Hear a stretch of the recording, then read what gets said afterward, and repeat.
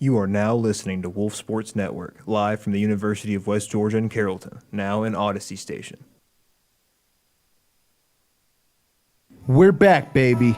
It's Season 6 of Sports Out of Pocket, where the takes are cold and there is zero chill. That's right, we're back with controversy. We're calling out the fakes, the frauds, and the failures. Cash or Trash is back too. Your takes, your trades, we judge it all. And we're bringing you stats, smack talk, and sleepers in our segment, Fantasy Football.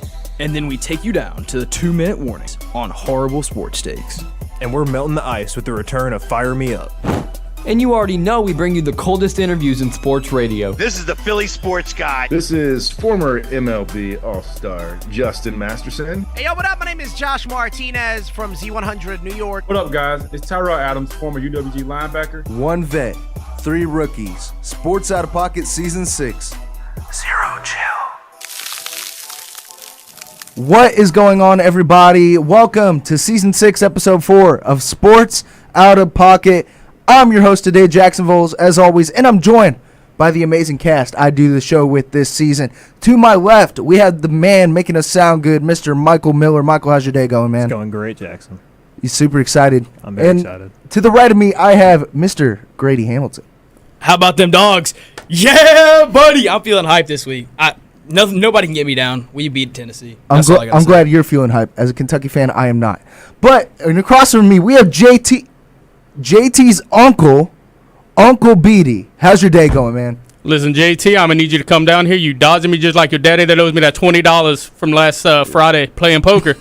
Get at him. Sorry, JT's dad. Yeah, I'm just kidding. That's Brandon Dyer from The Playbook. Brandon, thank you so much for joining the show in JT's absence. I don't know where he is, but we hope he gets back here safely. But let's get into the show. I'm just here so I won't get fined. We're in here talking about practice. It's time for the latest sports controversies. This week in football, not just in the NFL, but in college football landscape, a lot has happened. Now, I know Uncle Beatty, Brandon Dyer, is a big fan of Georgia Tech. And, you know, the Georgia Tech Yellow Jackets took down them Tigers out in Clemson, South Carolina. You know, Brandon Dyer, how'd you feel after that game? I thought that this was a program-defining win for us over there at Georgia Tech, and I think that they should be looked at as one of the favorites in the ACC right now, if not the favorite. And anybody have anything to say about that? One thing I'll say, I swear I watch Georgia Tech games, and I feel like I'm watching their offense. They should be up by 100 points, and I check the score, and it's like 3-7. Well, I don't understand how you guys do that. Listen, we do make some mental errors. We do commit some penalties. We do have some turnovers, and we got to fix some red zone cleanup stuff. But I still think this is the best team in the ACC, and I will argue that with anybody. So are we not going to consider, you know, Miami or FSU? Miami? That guy? Who they got at quarterback? Carson Beck. Carson Beck. I don't give a heck. Miami shouldn't have wrote that check. Yellow Jackets by 20. I can get on board with, like, look, Georgia Tech is a very good football team. My worry about Georgia Tech going down the rest of the season, and when they have to play teams like Miami, they do have to play them in Charlotte. Georgia Tech, to me, feels like the entire offense just revolves around Haynes King, and the way they have him playing is very physical. I don't know if he can sustain that for an entire year, and what the wear and tear is going to be on him. I believe in Aaron Philo. I think he's a great quarterback too. But I also think there is a reason why it seems like Brinke's still a little hesitant to kind of play both of them at the same time and more just saving Haynes King for these big games.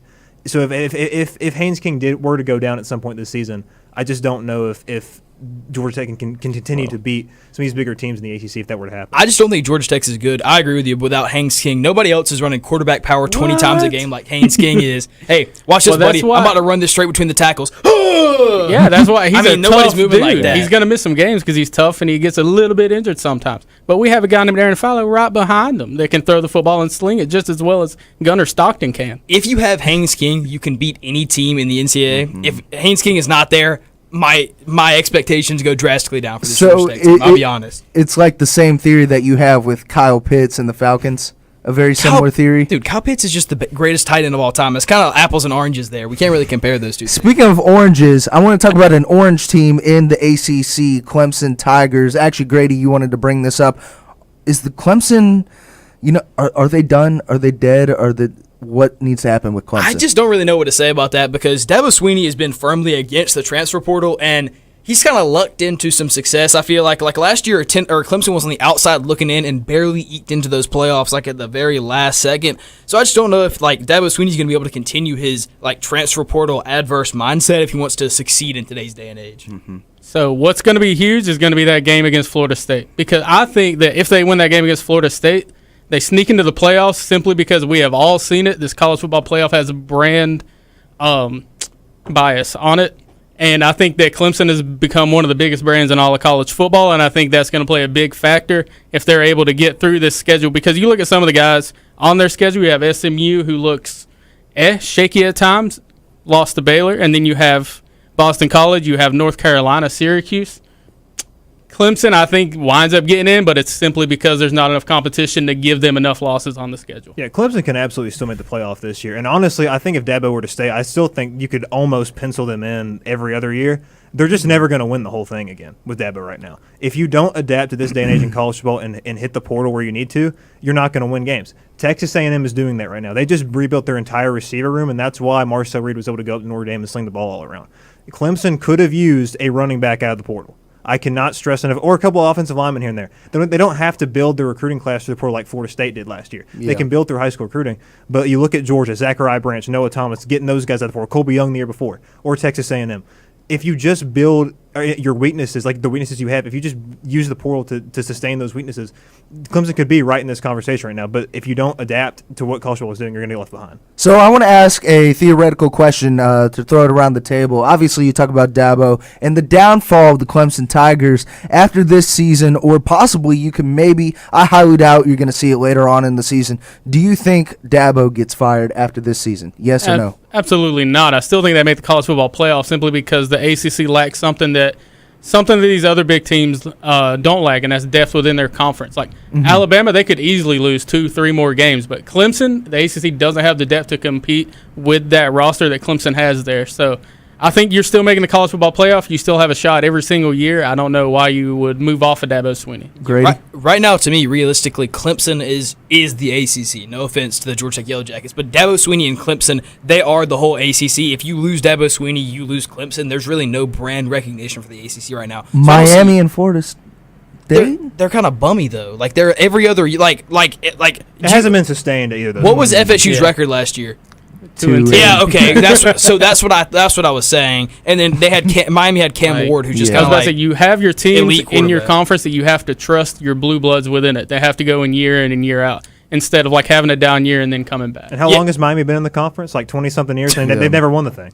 Yeah, so I don't know how you can call them never won the ACC They're winning this year with Carson Beck. They got a dog. Michael? Yeah, I don't think Dabo could do anything to get fired. Like, you got to think about before Dabo got to Clemson, like, they would kill to go 9-3. So he completely turned Clemson to what it is today. So I don't think there's any way that they would ever fire Dabo. So I kind of want to transition the topic with controversy to the baseball realm, and it was put out today with the Atlanta Braves, actually, that a female fan who was in the stands in a game earlier this season, in 2021, Jorge Soler had thrown a ball up into the stands, and apparently she had some head damage from it, and obviously the case was thrown out. But, the case has resurfaced, and as of September 12th, they reversed the appeal to are the Braves liable for this? I mean, you see it all the time with MLB fans and fans in the stadiums, with like you're at there with your own risk, with foul balls or home runs or any sort of that. Are the Braves liable, and will this be a continuous case? I want to ask the question, how dang hard did Jorge Soler throw this ball to where someone got brain damage? I need to see the clip. Unless he like crow hopped and really like put some oomph behind it, throwing it into the stands. I don't know. You're sitting there. People bring gloves to baseball games for a reason. Like, you're not sitting in the stands with the expectation that a ball's not going to come up there. That's kind of like part of the game. Is you're sitting there. You have to be ready. And I feel really bad for that lady. Like, I genuinely do. It sucks to try to go out and have fun like that and get brain damage. But at the same time, bring a glove next time. Like, be aware of your surroundings. There's only so much I can really say. Michael is a big baseball buff. Yeah, well, I mean, like, that's like the thing about those. Like, when you go to games, like, all the kids always want the outfielders to throw them a ball when they're getting done warming up. Like, I don't think Jorge obviously was not trying to hit some lady in the head. Obviously, he was just throwing it up to a fan to give them a ball because there were probably a bunch of people asking for the ball. So I just don't know how you can, like, it's an unfortunate situation, but I don't know how you can put responsibility on the Braves and Jorge Soler for that. Yeah, you talked about throwing it up, and I almost wanted to throw up after seeing my fantasy football team completely crash down this past week. But speaking of that, let's get into some fantasy football. It's that time of the year again, and we're talking all things fantasy. Whether you're a 10-year vet or a first-year rookie, we've got you covered with some fantasy football. You know, I kind of had some mixed reactions when I'm in 4 different fantasy leagues, and last week in Rockets Party, by the way, I won in our league, but in a different money league. The only reason I'm saying is that my team crashed down was because I'm in a buying league, a $40 buying league, and the winner gets $400. So, you know, I'm really kind of banking that, especially with graduation coming up for me. But Brandon, you know, you had I personally could care less about your fantasy football team, but I'm going to throw it to you anyway. How did your team do this? I'm going to note he couldn't care less because I beat him last week. Yeah, I couldn't care less. Yeah. Well, But you know, Jackson, there comes a time in every man's life where he's got to make some tough decisions. What kind of brand tools am I going to have around the house whenever I get old? what is it? Do I need to send that risky text? Well, I had one of those decisions to make this past weekend when the Vikings faced the Falcons, and I had to choose between my fantasy team and the Atlanta Falcons, the team that I love, because I have both Justin Jefferson and Aaron Jones on my team. And let me tell you, it worked out for the Falcons, and I am grateful for that. But it did not work out at all for my fantasy team because Aaron Jones and Justin Jefferson, they were locked down that entire game. Aaron Jones is out for like 3 or 4 weeks now. So, yeah, I'm in deep trouble in my running back room. So if anybody wants to make a trade, I'm willing. Brandon, I would love willing. to make a trade with you. You know, Jake Ferguson. Oh my goodness! Let's not do this again. You know, I'm actually keeping Jake Ferguson because he put on a He's phenomenal. gonna sit there for 3 weeks and then trade him away. He put on a my phone. Anyways, he put on a phenomenal performance. You know, against the Giants this past week. 16 fantasy points for me personally. But, you know, you want Harold Fannin Jr. from the Cleveland Browns. By the way, he's ranked top 7 in tight ends in fantasy. I have never as of heard right of that guy now. before in my Bowling life. Green Okay. legend. He was one of the top leaders in receiving yards in college football last season. But, anyways, do you want Harold Fannin Jr. and Brian Robinson Jr. for who's your tight end? I have Dalton Kincaid. I don't want him. Never mind. Okay. Do you have a good solid running back that you know I could utilize? I'll give you 1-for-1 Jameer Gibbs. I have for a Chase Brian Brown and DeAndre Wait, actually, Swift. yes. Let's shake hands. But I have a Chase Brown and DeAndre Swift are my running backs. Ooh, I don't and I my bench running backs is Kenneth Gainwell, and that's it. So I cannot afford to give away running You want backs. Caleb I need Johnson? to bring in running Does anybody backs. have any wide receivers they'd be willing to part ways with? Cooper Kupp. Help your You brother look at out? my entire bench. I don't even know who this guy is. I had to pick him up because everyone else got injured. Demario Douglas for the Patriots as one of my starting wide receivers right now. So Grady, I do have quite a bit of receivers. ooh, man, that's good. Would you look at my roster and see what might be able to get done? I actually want to ask y'all who are some starts and sits for the fantasy football world for people who are watching, who are maybe new to fantasy or are looking to build their fantasy team, Grady. Start Kyle Pitts. Oh, yeah. I'm going to What keep it about within some- that same realm, man. I am going to make the bold move this week because I face you this week, Grady. Please don't be. So Please, what I'm I'm going to 0-2. do is I'm going to sit Kyler Murray this week against San Francisco. Okay. And I'm going to start Michael Penix against the Panthers. Actually, no. I have that's a no good idea. faith at all in the Panthers' defense. Nope. The Panthers And are I think bums. that they let Michael Penix just throw wild all over them. I don't think anybody's had faith in the Panthers defense since Luke Kuechly retired. That is Yeah, true. that's genuinely the case. But Michael Miller, I don't know how you did in fantasy either. I only really care about my team and my reigning Look championship. at this selfishness here. And the time that he lost to me in week 1. But Michael Miller, how'd your fantasy team do this We had a week? good week. We took down John this past week, so get back to 1-1. Drake May had himself a day at 26 points, so I know Drake May lover enjoyed that as well. I did not start Quentin Johnston. I picked him up this week, and then I started Travis Hunter instead because I want Travis Hunter to be good, but he put up like 5 points.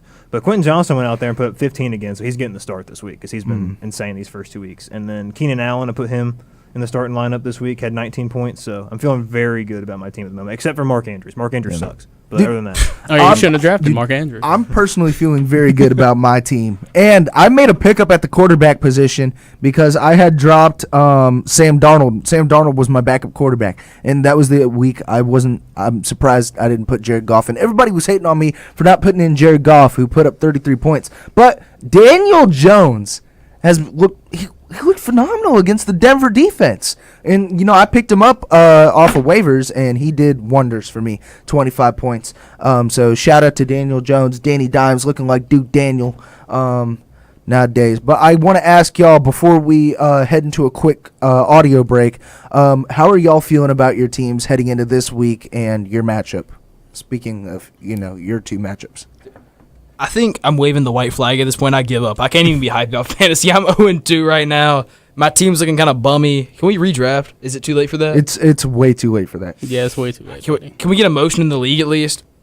I mean, I feel okay about mine. Having Penix at quarterback, and I also have Chase Brown, who's touches are going to get way more because, of course, with Joe Burrow being out. And I still got Justin Jefferson. I have Jackson Smith and Jigba. I think Dalton Kincaid can have a good game against the Dolphins on Thursday Night Football. When Demario Douglas runs wild on you, what are you going to do then, buddy? I mean, I'm going to hope that I have enough points for my other guys. Wait, what's your counter? What's your counter? I'm going to hope that I have enough points for my other guys to equal that out. Look, dude, if Xavier Worthy comes back, I'll be honest, you might be cooked. I'm actually praying before I go to bed every single night that Xavier Worthy makes a full recovery and starts playing football again. Well, I'm sweating. I'm like, please. Hey, shout out Sabrina. Shout out Sabrina Carpenter. By the way, Michael Miller, how are you feeling? You said please. But anyways, Michael Miller. Holy reference. Holy reference. Anyways, Michael Miller, you're facing Joey Prater this week in fantasy football. Brock Purdy down. Traded away Josh Allen. Joe Burrow down. How you feeling about this week? I feel really good about this week. I like my team a lot. I think they're coming together. I think A.J. Brown's finally going to have himself a good week this week, hopefully. Joey's team makes no sense to me because he traded half. He traded teams yesterday with Daniel, I believe, didn't he? Yeah. You guys just traded rosters yesterday. So I really don't. I mean, I'm looking at this team. When you look at Joey's team, there's a lot that's like, oh, that's a good guy, and then it's like, why is he starting? So there's a lot. I don't know. I feel pretty good though. Yeah. I feel pretty good. So I'm assuming you're trashing Joey's team.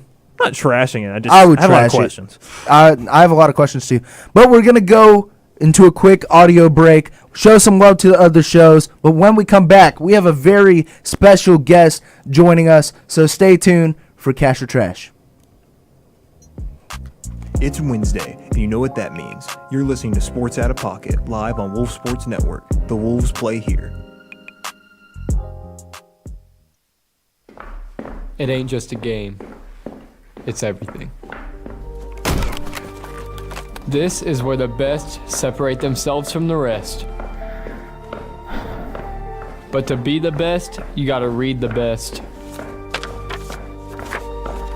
And the best is the playbook.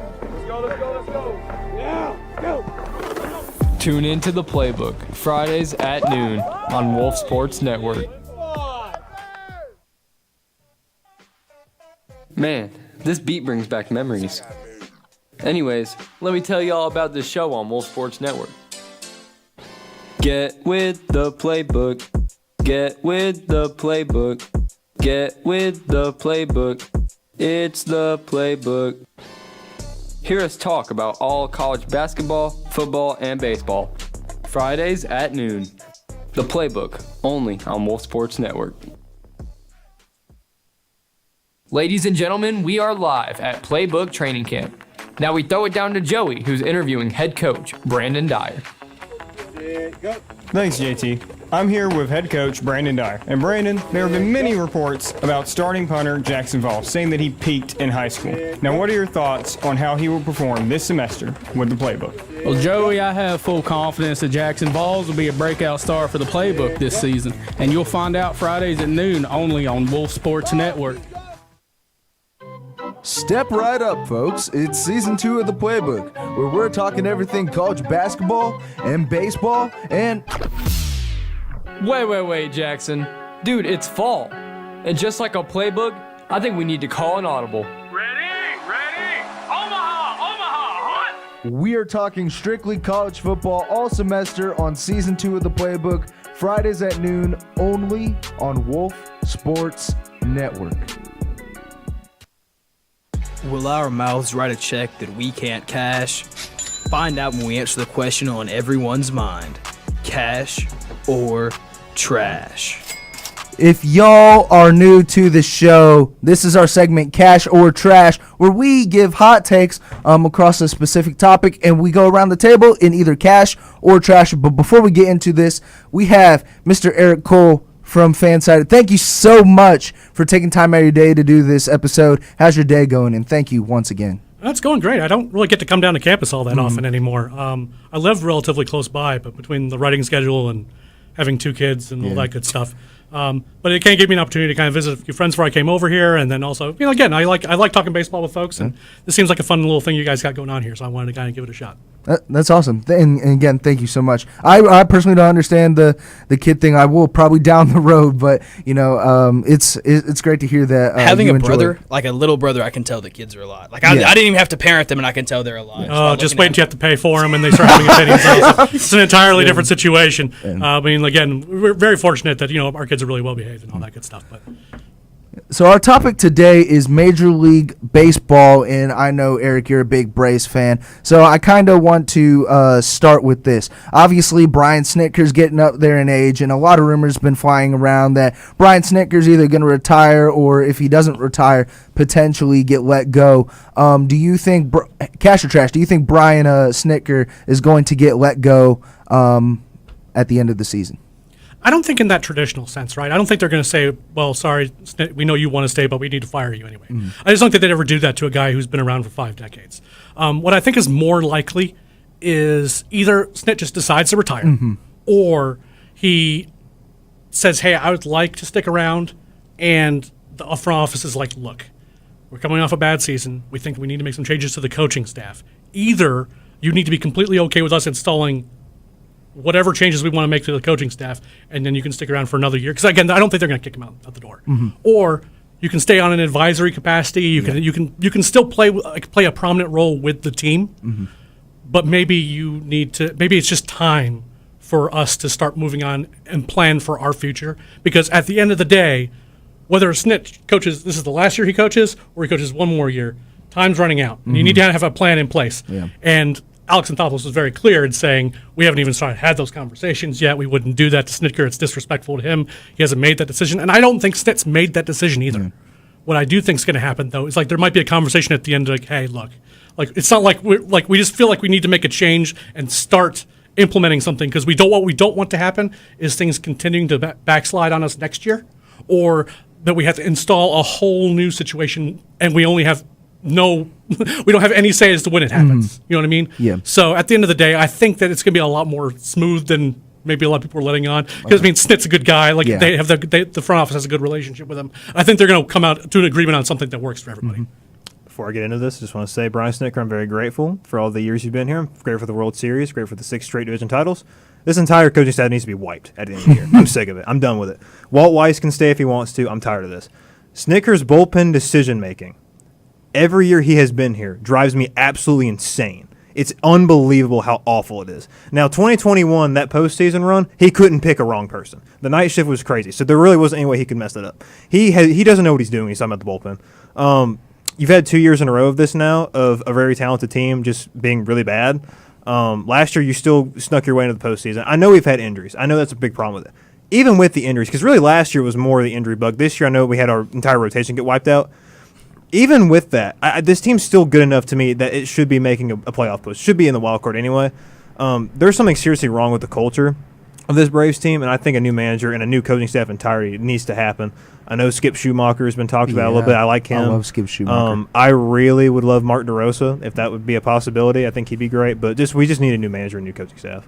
We got 2 extreme opinions from 2 dudes that know way more about baseball than I do. But one thing I will say is that if you guys mentioned he's getting up there in age, and it could just be a difference in pitching philosophy. I think as time goes on, pitching is becoming drastically different than what it was. A lot of the time you're seeing now a lot of young guys that come out here and throw 99 miles per hour for 2 innings. You got to get him out of there. So I could just see difference in philosophy as he gets older and gets more removed from the game that he actually knew, stuff when he was like a great manager, he's getting further removed from that time, and it could just be he's not catching up, and it might be time for him to go. I do agree. It's kind of hard to take a legend and just kick him in the butt, be like, yeah, see you later, buddy. You got to go. So I kind of agree with what Eric was saying. It needs to be more of like kind of a smoother transition than kick him in the pants. Because I think some Braves fans, especially like older Braves fans, sorry, no offense, I'm not calling you old, but older Braves fans gestured to me that I'm the old guy. Well, I mean, look, we can call Michael the old guy here. Older Braves fans like Michael here might get upset if you try to kick him in the pants and throw him out the door. That's all. That's all. Well, I'll say about you know, as a Cardinals fan, we've been going through a transitional. Yeah, I mean, infield fly rule, blah blah blah. I get a lot of hate on that from the Braves fans, but you know, we talk about a transitional period, and obviously with the Cardinals organization, for example, we had Yadier Molina, Albert Pujols, and you never had that sense of leadership, I guess, or veteran presence. Nowadays, obviously, we haven't made the playoffs in 3 years, but I mean, I don't think, as he said, it's going to be a smooth transition. And I kind of want to ask your opinion on this because I saw your face when he said Mark DeRosa, and you know, you didn't really seem to like the opinion of that. Why not? I think generally speaking, Mark DeRosa knows baseball pretty well.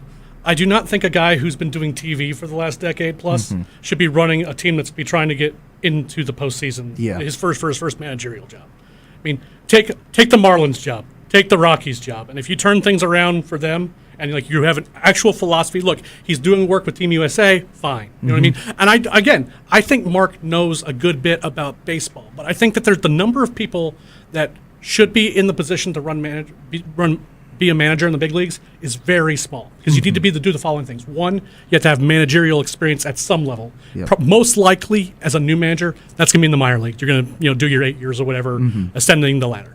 You also need to know how to translate both traditional scouting and analytics for your players. Oh, and by the way, you have to manage your clubhouse with a lot of big personalities in there. The list of good managers might be 5 names long. So at the end of the day, for DeRosa, I just think that he would be a big personality that might conflict with other, maybe not just the Braves clubhouse, but also just in general. He would not be my choice. I would say that. I mean, I definitely understand that. I think those are some really good points. My thing with Mark DeRosa would just be that I feel like this team's just so talented anyway when they're healthy that you just need somebody to just give them a spark. Like, I don't think Brian Snitker's capable of sparking anything. He just sits there and doesn't do anything the entire game. If we had somebody with a little bit of fire, I think this team could wake up a little bit and swing the bat a little bit. Yeah. So I want to ask you, I mean, as Braves fans, give your opinion on who would you want, if Snitker is let go after this season or next season, who would you want to take his spot at the managerial position?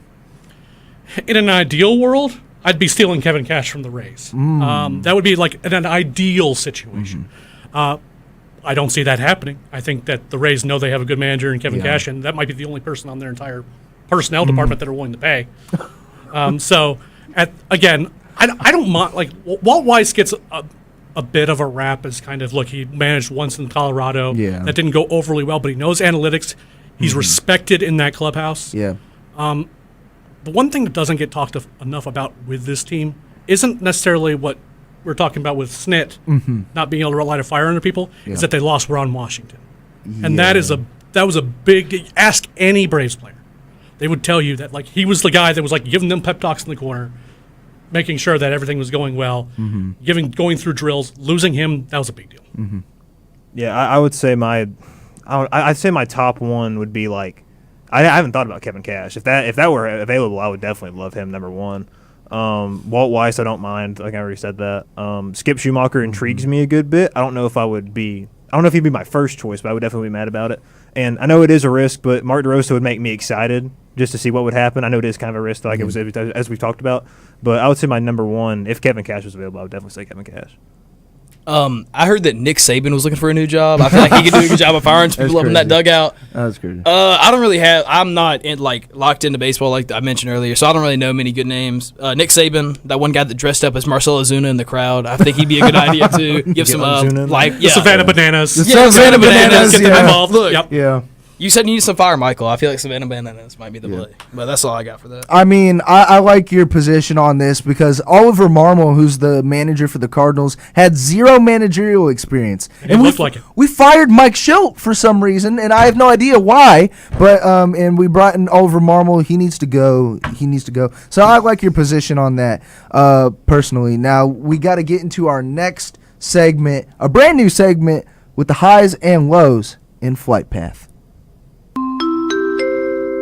Welcome aboard Sports Out of Pocket Airlines. This is your Captain Jackson Voles speaking, and we're about to talk the highs and the lows in the sports world. It's time for Flight Path. That's right, our brand new segment. If you guys don't remember lottery, it's very similar to that. We give a player, coach, or team we are high and low on, and we're going to probably stick on the topic of MLB, maybe throw out some NFL guys as well, heading into the later parts of the MLB and then heading into the later parts of the NFL season. So, Mr. Eric Cole, I want to start with you. Obviously, the MLB season is winding down. Is there a specific team that you see sneaking under the radar? Like, we had the surprise of the Detroit Tigers last year with the playoff run. Is there a team you could see making a potential deep run? So the Tigers are actually still a pretty good pick. The problem is that everyone's kind of aware of them because Tariq Skubal's pretty good at baseball, as it turns out, and they're have one of the better records in baseball. But I'm going to say the Mariners. Mm-hmm. What you need in the postseason is starting pitching. Yeah. And they have more of it than anybody. Yeah. I mean, they have four guys who most of these postseason teams would love to have at the front of their rotation. And then you have Eugenio Suarez. Hasn't been great since the trade deadline, but dangerous hitter. Some guy named Cal Raleigh, may have heard of him. Just set the single season record for switch hitters for home runs. Also, just a tremendous catcher too. Mm-hmm. They're hitting more than they usually do, and that pitching staff is scary. Mm-hmm. So when they get in, they're winning that division right now. Mm-hmm. If they get in, no one in the American League wants to go against them. Yeah. No one, because then it's all of a sudden a short series. You don't have to outlast them. That could possibly happen over a long season, and that's what started to happen for a while. Mm-hmm. I really do think that if the Mariners get in and get like a relatively favorable sort of bracket situation, they're going to be scary. I completely agree. Now, I had a couple conversations with some former, Mariners players, and I asked them, like, what's the biggest change that you've seen from the early 2010s Mariners to now? And that's starting pitching. I mean, you have Bryce Miller, Logan Gilbert, Brian Woo's having a phenomenal season, and George Kirby ever since coming off of IL. And obviously you have the five guy in like Emerson Hancock, which I still need to see more out of him. But we were talking about a lot about the trade deadline acquisitions, and the biggest missing piece was that first baseman whole thing. And they brought in Josh Naylor, who has been phenomenal. One of the biggest trade deadline moves in the MLB. So, Michael, do you have a team, player, or coach you are high on, either MLB or NFL? Yeah, for the MLB, I was thinking either Mariners or Tigers. I'll go Tigers with this one. Mm-hmm. This year in the MLB is kind of weird because we're not going to have an 100-win team this year. Mm-hmm. Everybody's kind of had good flows and bad flows this season. And when that kind of a season happens, I really just turn to like who's going to have the best pitching in the postseason. And depending on Tariq Skubal's injury, if it's not serious and he can come back and he'll be 100% good to go in the postseason, I just trust like that. Having him start a game one almost guarantees you a game one win with him. That's how freaking good he is. And this year, the difference with the Tigers is they went a little deep last year in the postseason, surprised people. This year, they're hitting the ball better than they were a year ago. And Spencer Torkelson has been kind of popping off this year, hitting the ball better. He's going to get to 30 home runs probably. So I just love Detroit going into this postseason when there's not really like, not to say the Dodgers or the Phillies can't, wake up in the postseason and be who they're usually supposed to be, but there's not really an elite team this year. Yeah, so I had a whole debate about Tigers versus Mariners in the AL, and we came down to pitching. Like Riley Green, phenomenal. Spencer Torkelson, phenomenal. Dylan Dingler, I believe that's his name, the catcher in Detroit, having a really solid season. Yeah, I know. I saw Grady was about to laugh at the name, but I don't really trust. Jack Flaherty has had an inconsistent season. He's had phenomenal games against below 500 opponents, but then you also have it putting him in crucial situations. I mean, he did the same thing in St. Louis. Crucial situations, he kind of floundered. So, I mean, when it comes to me, I put Seattle slightly above Detroit, just when it comes to pitching, I guess, battle. But, yeah, that's it for me. But, Grady, a team, coach, or player you are high or low on, NFL or MLB? It could be either one for you. I'll go NFL right now. I feel like Baker Mayfield, I'm high on him. Baker Mayfield, the Buccaneers, they're due one. I feel like at this point, he's just such a hard player. He's such a good quarterback. I feel like they're due to do something eventually. Like, they can't keep getting, first round exit to the playoffs. I think they're coming up. This could be their year. Could not be their year. It just depends. The Chiefs are down this year, so it might be the time. And don't say anything about the Eagles. I don't want to hear it right now. Yeah. Michael? I know you have your conflicting opinions on Baker Mayfield. I remember on episode 1, you stood up out of your chair, pointed at that camera, and said, Baker Mayfield, we're coming for you. We are going to win week 1. We're going to take you down. There's nothing you can do about it. What are your thoughts on that? Well, I still think we're winning the division. I'm still very confident in that. Our defense looks scary after Sunday night. I do agree with Brady with Grady that I am getting a little nervous about the way the Buccaneers are playing because they haven't played great the first 2 weeks. They've had to win at the end of the game, but Baker just going on these game-winning drives back-to-back weeks, like he just looks completely different than he did before he got to Tampa, and he keeps getting better and better each year he's in Tampa. So I am very nervous about them though. It's a phenomenal O-line, and Emeka Egbuka is doing his thing. I mean, you still have Mike Evans out there, obviously, and Chris Godwin hasn't come back. Chris Godwin hasn't come back either, and you still have Jalen McMillan. Cade Otton's doing his thing at the tight end position. But Mr. Cole, any thoughts on like Baker Mayfield, the whole NFC South situation? Go Bills. Go Bills. Beyond that, I mean, in the NFC South, it just feels like there's going to be, at the end of the year, there's going to be like some 11-6, 10-7 teams. And it's just kind of who wins these tiebreakers. And I don't see like a clear team in that division coming out. I do kind of think I kind of agree that Baker's kind of him right now. I think he might be that guy that kind of gets them that one extra win over like what will be a lot of pretty good teams. But at the end of the day, I think it's going to be Tampa. Your thoughts on Kyle Pitts? I love Kyle Pitts. Did I mention how much I love Kyle Pitts? The only guy that's better than Baker Mayfield right now is Kyle Pitts. I'll be honest with you. He doesn't actually mean that. He's a big Kyle Pitts fan, and every single episode he loves to go on his rant about Kyle Pitts, especially Florida Kyle Pitts. He's a big fan of Florida. I hate Florida, actually. Sorry, he just lied on my name. I can't let that happen. Richard still hasn't responded to me, by the way, about Kyle Pitts, and I'm getting kind of mad. I almost called him outside my work at night the other day. I didn't do anything to him. I let him go. But next time, he won't be so lucky. I actually want to kind of transition this topic with the MLB. Not something I'm really high or low on, but after transitioning from the NFL to that, back to the MLB. I actually want to ask your opinion on this. Eric Cole. You know, the ABS system, and a lot of people have conflicting opinions on it. You see the older generation who's not necessarily a big fan of the new automated ball strike system because they like the personal element of the umpire. I know me and Michael had a class last semester that talked about automated ball strike system and AI and all that. I want to know your personal opinion on the evolution of just baseball in general. I like what the direction of the system is. I don't think that necessarily we need to go completely full robo umps, no one standing back there except for safe calls and stuff like that. What I do think would be good is having a system like they have in AAA, and what I think is going to end up being the case is that umps call balls and strikes like normal, but then it's just like the replays on other plays that can be challenged. Hey, that was a ball. Hey, that was a strike. They just go to the booth, and whatever the computer says is what it is. And then they move on. Once you start using it, it's relatively seamless. It turns into a bit of a skill game too. Like, for example, Cal Raleigh, we were talking about him earlier. In spring training, I think he was something crazy like 11 for 11 for challenges in it with ABS. But again, it's like the replay system in baseball. If the call was right and you challenged, you lose it. So again, add some gamesmanship, but at the end of the day, you want balls to be balls and strikes to be strikes. You don't need balls when Angel Hernandez is behind the plate or CB Buckner or whoever. Why have that different? What skill other than I'm just going to change who I am as a pitcher and as a hitter because this guy's behind the plate? Right? Like all of a sudden I have to swing in 2-2 counts when I know that a call's going to be close, but this guy is going to call it as a strike. Or, hey, it's going to be a small zone. Now I have to pipe the ball down the middle. Or balls are balls, strikes are strikes. You know what I mean? Is it going to be perfect? No, it is not. And again, there were some funny things happening, like pitchers were testing things out, like bouncing the ball and making it jump into the back of the strike zone.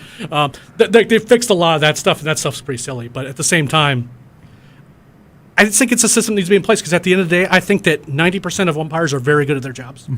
And we're going to find out very quickly when ABS is put in place, and again, their calls are constantly getting overturned, that 10% is not going to be out of a job in a hurry. And they should. I'm very conflicted on it. Very conflicted. I know. I do think that, because it makes sense, like obviously you want balls to be balls, strikes to be strikes. I understand that. But I do love just how like unique baseball is compared to other sports, to where like you do have a situation in which like if you're a pitcher, you pitch differently with a different guy behind the plate, or if you're a hitter, you have to change your approach a little bit. I like that kind of stuff. I think it's a cool, unique aspect of baseball, and I just think that you're gonna see if when we do implement this, I do think offense is gonna skyrocket because now a pitcher can't really, you're not gonna get as many calls outside load depending on who it is. So, and I do think more offense is probably better for the game. Even though I love watching pitchers duels, I love watching that. But I know that a lot of younger people like to watch, high scoring games. So I'm very conflicted. I'd probably say I do want the ABS system. I probably like 49%. I do want it. My biggest issue with that is that I know baseball has the biggest diva umpires out of like almost any sport, I would say, and I know that some of them are gonna. I know it's not gonna be all of them because I know they're good umpires. They're gonna be some that start taking it personally whenever players start challenging their calls and stuff like that. And if a player gets a call wrong, God help that player, because that umpire's about to start ringing them up on the most insane pitches I've ever seen. Like I just know that's gonna start happening because they're gonna take it to heart. They're gonna be upset about it, like the umpires they are, and it's just not gonna end up well for anybody. Yeah, I have a conflicting opinion on this. You know, me and Michael have gone back and forth about this situation, and I've had a lot of interviews with a lot of the older guys who have had experience with it in the MLB and the MILB. They like the challenge aspect of it, just like the NFL. You get 3 challenges. If you lose the challenge, you lose a challenge, or if you lose the attempt, you lose a challenge. Honestly, I'm not sure if it's going. I think it should be implemented in the MLB just due to the fact you see in 2021 with the Dodgers and Giants series that came down to I believe game 5 or game 7. I forgot which one, but the Giants bat did not cross the plane and they called it a strike. End game. Dodgers go on to the next round. So honestly, I have a conflicting opinion on it. I like the personal element. I personally like the personal element, but when it comes to crucial game points like playoff games, you want the something that could alter your favorite team making the championship or not. So personally, I got that. Let me say one more thing about it if we have a second. I just think that, people that argue for the personal element, I just think that's kind of, it's just because it's been a thing. The personal element is just umpires being wrong or correct about, the calls they're making. It's not a personal, umpire sets their strike zone here, sets their strike zone there. Some dudes just can't call balls and strikes properly, and so you say they have a tighter strike zone than they do. It's just they're wrong, and because we've all grown up like that. You have something to say? Sorry. Oh, yeah, no, I'm piggybacking off that. If you know an umpire's name, they're probably not very good. Yeah. Right? Let's just be completely honest about that. When I say the names C.B. Buckner, Angel Hernandez, Joe West, right? Yeah. Now, I get what you're saying that there is a strategic element, and if you are good at reading your umpires and you can adapt to that, that gives you a personal built-in advantage. The problem that comes is when an umpire is bad, not because they call things a certain way all the time. It's that you got him on a good day or a bad day. You know what I mean? Sometimes Angel Hernandez was objectively a very good umpire. And sometimes it looks like he wanted to be anywhere else but umpire. Right? And that's consistency matters, right? Yeah. Now, in terms of, again, there's still a strategic element with challenges and things like that. And if it's close calls, some umpires are going to be a little bit more right than others on those. And you might want to be careful when you're using those challenges. And that still allows you to be like, I think that might have been a strike, but he's usually not wrong. I don't want to burn my challenge here. And then you move on, right? You still get some of that, and you get a different strategic element.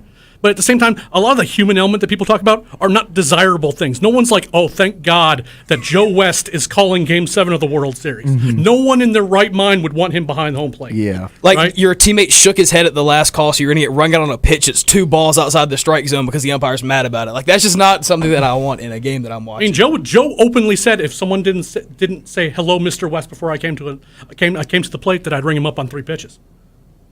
Come on, guys, what are we talking about here? Personal aspect of the game. That's basically what he was saying. He's like, no, I deserve the respect. I have earned that respect. They will give it to me. So I personally want to ask you before we go into a quick audio break, your thoughts on the infield fly rule against the Cardinals in 2012. So I was at that game. Actually, wow. So I was literally field level. So I have a few. One, it was a stupid call to make, just because it is not an incorrect call, because by the letter of the rule, you can do that. However, show me the number of times that balls hit that far out into the outfield have been called by the infield fly rule. you might find half a dozen, right? Now, that was the call that was made, whatever. However, that was probably the most scared I've ever been at a baseball game in my life. And I had 3 Cardinals fans right behind me. Wow. They were honestly very cool guys, right? But all of a sudden, things start raining down from the upper levels. Not just onto the field, to where I'm sitting. And that included full beers and like heavy trash. Yeah. I had a bruise on my ankle from like a 20-ouncer just like cracked my ankle. Oh. And I turned around and like obviously things are getting really bad with the booze and all that stuff. I turned around to the guys behind me, I'm like, you guys have to go. Like cover up your shirts and leave. Like I don't know what's going on, but this is not good. I mean, I was supposed to be Chipper's last game too. Yeah. I was looking forward to if the Braves were going to get eliminated in that game, being able to see him, say hi, say goodbye to the crowd. But Chipper said after the game, "Mama didn't raise no fool." He wasn't going out there the way the Braves fans were being. Yeah. And then there's like rioting after that, like MARTA buses are being shook and stuff like that. So it was probably a correct call, or at least not an incorrect one. I think it was a crummy call. Yeah, I remember being 6 years old, and like that was the first year, that 2012 season was like the first year that I have like real memories of sports. Like as a Georgia fan, I remember watching the SEC championship and I was losing to Alabama, driving down the field and Chris Conley catches the ball. And Chipper Jones is my favorite player of all time. I love Chipper, and so watching him in his last game go out like that was very heartbreaking for 6-year-old me. I'm still not over it. Speaking of Chipper Jones, I made a dumb take on Sports Out of Pocket a few seasons ago. Back when it was Nolan Arenado's first or second season with the Cardinals, I had mentioned that Nolan Arenado overall was going to be a better third baseman than Chipper Jones. And now looking at this, a couple years later, I regret my stance. And, so that's somewhere in the system out there in the radio. But before we get into our next segment, we're going to go into a quick break, show some love to the other shows, and then we're going to get fired up about MLB and NFL. So stay tuned. This is former MLB All-Star Justin Masterson, and you're listening to Sports Out of Pocket on Wolf Sports Network. It's time for Season 2 of The Playbook, and we're talking all things college football, putting together a better sophomore season than Tim Tebow in 2007. To the listeners and everybody at Wolf Nation, I promise you one thing. You will never see an on-air personality work as hard as I will for Season 2 of The Playbook, and we will make this show better than any college football radio show will ever be for Season 2 of The Playbook. Listen as we fulfill this promise, live, every Friday at noon. Listen up, because I got to tell you, Sports Pack is back and better than ever right here on Wolf Sports Network. Sports Pack is UWG's one-stop shop for all things sports. From hot takes to heated debates and even your best bets for the week, Sports Pack has you covered. So don't miss out on the fun. Catch us right here on Wolf Sports Network every Monday and Thursday at 6 p.m. See you there.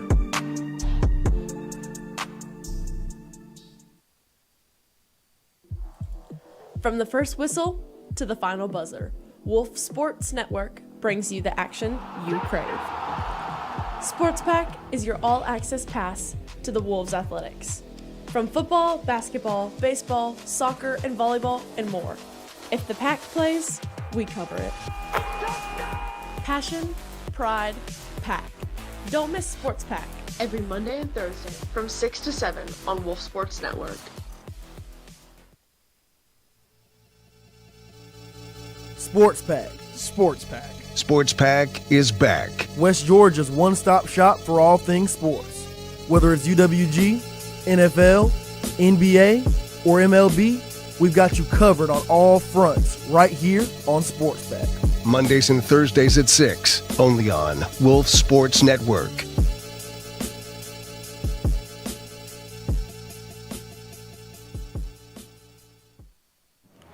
It's time to get heated with Fire Me Up. That's right. It's time for Fire Me Up. If y'all are new to the show, we stand up, we get loud, we get rowdy about something we're personally passionate about around the sports world. And I want to throw it to our guest first. Obviously, you're a big Braves fan, and after a disappointing season for the Atlanta Braves, what do you have to say to the Braves organization. If they're watching, I believe Alex Anthopoulos is watching this right now. By the way, follow Wolf Sports Network. What do you have to say about the Atlanta Braves, Mr. Eric Cole? Listen, they need to get a shortstop, right? We understand that. And Ha-Seong Kim is playing well enough right now that opting out makes a certain amount of sense for him. He has Scott Boras as his agent. Basically, if there's any chance he makes more money opting out, then he's going to do it, right? There's only one shortstop on the free agent market that is kind of worth having in Bo Bichette. And you have to pay him a bunch, and he's a terrible defender. Go out and trade for Jordan Lawler now. It's a top infield prospect for the Diamondbacks. He's blocked at shortstop. He doesn't hit enough power for third base. And the Diamondbacks aren't very good. Yeah. They need starting pitching. That is the one area of your organization that you actually have prospect depth. Go get Jordan Lawler. Just go ahead and do it, because Kim's not going to stay. Personally, I'm a big fan of Jordan Lawler. I was a big fan of, Jordan Lawler coming into the MLB draft, and you had Marcelo Meyer also in that draft a couple years ago too. I mean, Marcelo Meyer is probably going to stick with the Red Sox. Obviously, would you see Xander Bogaerts is on his final year? Would you ever have him on a 1-year deal after maybe he leaves the Padres? Unless he's considering retirement. I mean, he's 34 years old. I mean, he's a serviceable shortstop for an Atlanta Braves market. Bogaerts doesn't really interest me all that much. To be perfectly honest with you, I just think he's been fairly ordinary when he's been with the Padres overall. And Meyer's not uninteresting to me. I just don't think Boston has any interest whatsoever in giving him up. He just got hurt, right? That Red Sox team is going to be very good for a long time. I mean, it's when Marcelo's healthy, when Roman Anthony's healthy, Christian Campbell gets called back up. I mean, Christian Campbell had a rough debut, but he went back to AAA. Was hitting 350 the rest of the year. So you bring him back up. My bosses are 2 Yankees fans. They're gonna be in for a tough time here shortly, especially once Aaron Judge kind of starts eventually backsliding, which might be a decade from now at this rate. Probably will be. Grady, what are you fired up about within the NFL or MLB or NBA or anything? I'm fired up about the Georgia Bulldogs. I'm always fired up by the Georgia Bulldogs. But we went into Tennessee and we whooped them. Kirby Smart knew that kicker was going to miss. That's why he let the game get that close. If he didn't know he was missing, that game would have been over already. I'm a Georgia Bulldog fan till I die, and I know Alabama's our kryptonite right now. So, Kirby Smart, I know you're listening to me right now. Please don't lose to Alabama again. Please, please, please do not lose to Alabama again. Shout out Sabrina Carpenter. I knew you were going to say that. Michael? All right. So I'm going to stay with this because with the Braves, there's nothing to really get fired about with the Braves. Yeah, you're dead inside. Yeah, I get it. I'm dead. Well, we made it one tonight though. Shout out Braves. I think we won. Hopefully, they're up. It's not over yet. I don't think. Yeah, but I'm going to stay up with my Georgia Bulldogs this weekend. Look, I want to give Tennessee a lot of credit for the way they played in the game. They played a phenomenal football game. Joey Aguilar is scary. He's a very good quarterback. I didn't think there was any way that Josh Heupel, even Josh Heupel, as good of an offensive mastermind as he is, could take in somebody that was at App State and then just pull him in and just make him elite immediately. And they obviously won the quarterback trade. Nico's terrible. I mean, Nico can't do anything over at UCLA right now. He couldn't really do anything last year at Tennessee. So I want to give a lot of credit to Tennessee for the way they played this weekend. But, man, our offense was my question mark coming into the game. Could Gunnar Stockton throw the ball down the field effectively? Can he win us a game? And he proved it on Saturday. That throw to London Humphreys may be the best throw I've ever seen. That 4th and 6, I've been watching that on repeat since that game happened, dude. I go to sleep watching that play. That beautiful. That was absolutely incredible. And shout out to what's his name? The Tennessee kicker. I had his name. I knew his name earlier. Can't remember his name right now. But he's forgettable. He's forgettable. I'm very grateful for his services this Saturday. I rarely get to have the opportunity to talk about my St. Louis Cardinals. I never had the opportunity to talk about my St. Louis Cardinals the past 5 seasons I was on Sports Out of Pocket because, Andrew, Chase, and Steven were all big Braves fans, and all we really did was talk about Braves, and I had evolved into a D1 Braves hater for a while. But, I feel like the Cardinals, John Mozeliak, go, bye, Shane Bloom, GM. I'm fine with that. Obviously, we are in the whole transitional period. Our roster age is 32 and a half. 32 and a half, and that's a lot older than most MLB teams. I mean, obviously, Nolan Arenado is probably going to be gone after this year, not having the greatest year ever since he came to St. Louis. Maybe the first couple years was all right. And then, obviously, we lost Paul Goldschmidt, so he's gone.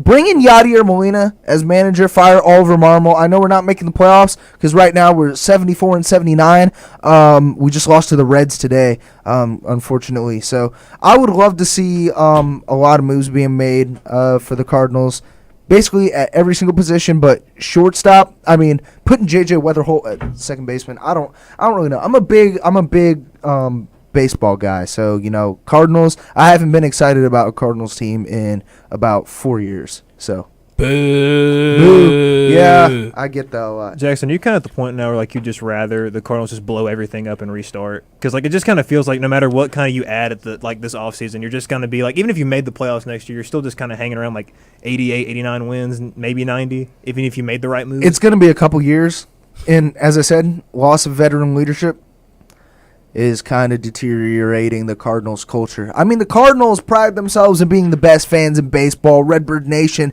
had dominated the National League Central for so long, and then now I guess it's the Cubs and Brewers' turn. So maybe we'll your see. kids will see a good Cardinals team if you're lucky. If you're lucky.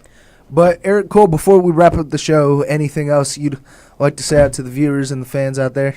Just thanks for having me, guys. It's a lot of fun, again, being back on campus.